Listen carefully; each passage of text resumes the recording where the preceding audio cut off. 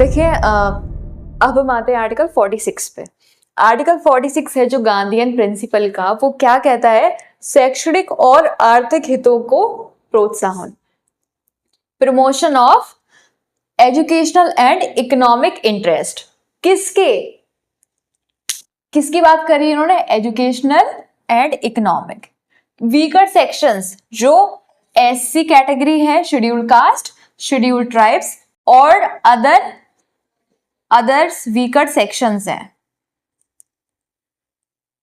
उनके educational and economic interest, promotion of educational and economic interest of SC ST and other weaker sections. देखिए समाज में जो हमारे कमजोर वर्ग हैं वो किस बेसिस पर है? सबसे पहला बेसिस तो ये है कि एजुकेशनली वो पीछे हैं, ठीक है। जब एजुकेशन में पीछे हैं तो ऑब्वियसली उनका जो इकोनॉमी है उसमें भी वो पीछे ही रहेंगे। तो गांधी जी ने बात करी है जितने भी हमारे कमजोर वर्ग हैं, scheduled caste, scheduled tribes, other weaker sections, अन्य पिछड़ा वर्ग है, तो उनकी किसकी बात करी है? एजुकेशनल, शिक्षा की बात करी है, प्लस आर्थिक हितों की बात करी है, इकोनॉमी की बात करी है।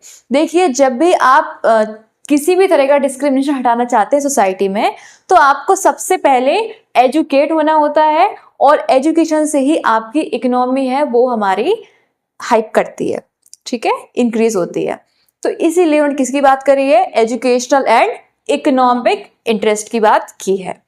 ओके, तो आर्टिकल 46 ये हमारा होता है। फिर हमारा और प्लस में किसकी बात करी है? हाँ, इसके ही प्लस में किसकी बात करी है उन्होंने? जो सोसाइटल इनजस्टिस है और शोषण से सुरक्षा है। देखिए जो हमारे कमजोर वर्ग हैं इनका एक्सप्लॉयटेशन कभी हुआ था, अब उनको सबसे पहले एजुकेशन दी जाए और एजुकेशन से उनकी इकोनॉमी अच्छी की जाए, ठीक है। तो क्यों कर रहे हैं? और प्रोटेक्शन भी के साथ साथ इसके साथ साथ क्या किया जाए? सोशल इनजस्टिस, जो सामाजिक अन्याय चल रहा है और एक्सप्लॉयटेशन चल रहा है बहुत सारे जो बैकवर्ड एरियाज है उनमें, तो उनसे उनकी क्या होनी चाहिए? सुरक्षा होनी चाहिए। तो ये भी हमारा डीपीएसपी बात कर रहा है, प्रोटेक्शन फ्रॉम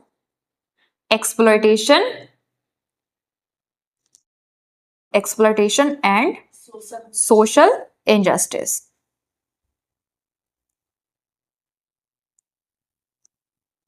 ठीक है, तो अब एक्सप्लॉयटेशन और जो अन्याय सोसाइटी में हो रहा है उसको हम कैसे ब्रिज करेंगे? एजुकेशन लेकर, और एजुकेशन से आपकी ऑटोमेटिकली इकोनॉमी हाई होगी, ठीक है। इसीलिए पढ़ना सबसे ज्यादा जरूरी है। एजुकेशन है वो किसी भी अन्याय को, किसी भी एक्सप्लॉयटेशन को क्या कर देती है? लिमिट खत्म कर देती है। पूरा पहले लिमिट करेगी फिर उसके बाद उसको पूरा एंड कर देगी। इसीलिए एजुकेटेड होना बहुत बहुत नेसेसरी है और एजुकेशन से ही आपकी इकोनॉमी बढ़ती है। ओके, अब हमारा आता है आर्टिकल 47। आर्टिकल 47 में गांधी जी क्या बोलते हैं कि जितने भी नशीले पदार्थ हैं, ठीक है, इंटॉक्सिकेटिंग ड्रिंक्स हैं, उनका कंजप्शन, ठीक है, उसमें आ जाते हैं आपकी ड्रिंक्स, ड्रग्स जितने भी हैं, उन पर क्या होना चाहिए? प्रोहिबिशन होना चाहिए। प्रोहिबिशन होना चाहिए। क्यों होना चाहिए? क्योंकि हमारे जो इंटॉक्सिकेटिंग ड्रिंक्स हैं ये क्या है? हेल्थ के लिए इंजूरियस है, हेल्थ के लिए नुकसानदायक है, ठीक है। तो ये क्या है? Injurious to health.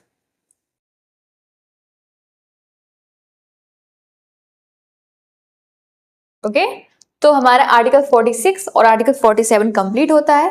Last article Gandhi principal में बस अभी बचा है आर्टिकल 48। ओके,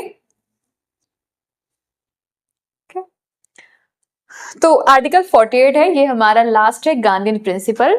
गांधी जी इसमें बात कर रहे हैं जो हमारे गाय हैं, बछड़े हैं और जितने भी दुधारू पशु हैं उनकी बलि पर रोक।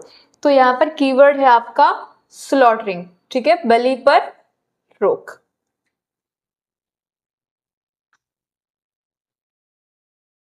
Slaughtering of cows, calves and other milk draught cattle, ठीक है, इनकी बलि पर हमें रोक करनी है जितने भी दुधारू पशु हैं, ठीक है।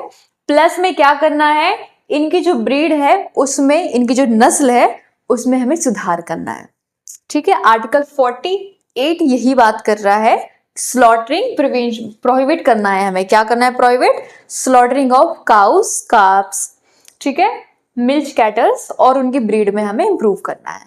ये हमारा DPSP 48 कहता है, आर्टिकल 48, ठीक है। हम नेक्स्ट पढ़ेंगे फिर liberal intellectual principles. Okay, thank you.